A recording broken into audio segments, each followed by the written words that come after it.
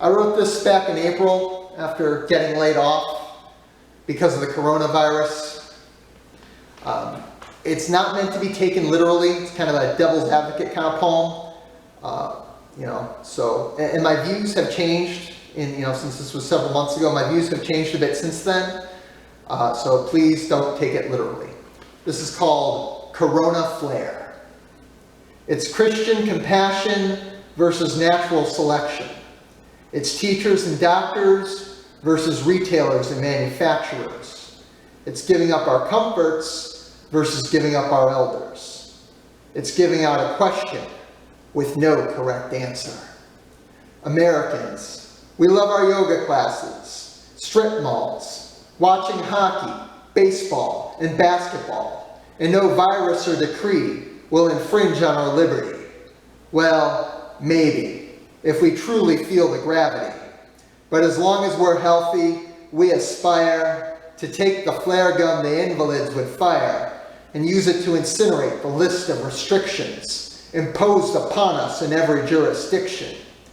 Who are they to say that they know what's best?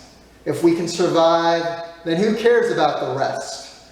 Aren't they the ones who got us into this mess? Recall the decision in a past administration that globalization was the wave to ride. And now, with every nation inextricably tied, when one starts to cough, we all get laid off. To be expected when we feed from the same trough. But we figured our leaders could avert the scenario. How can every country lose money in stereo? An exception to conservation of mass and energy? Just an illusion that determines our reality.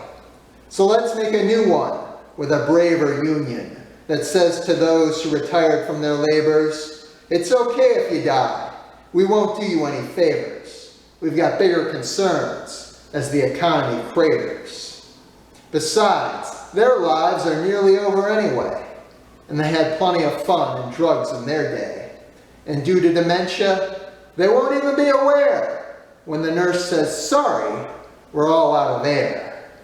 Do we have what it takes to pull the trigger? Of course, short term, the problem gets bigger. But that means we'll return to normalcy sooner, with fewer closures, and fewer boomers. There will be no need to flatten the curve, and dragging this out seems rather absurd. And if it's only the folks who have nothing to do, oh, wait, we could be put on ventilators too? Perhaps this path forward should be reconsidered, or else our breathing could be severely hindered. And the last thing we want is another obstacle that keeps us from being independent and successful.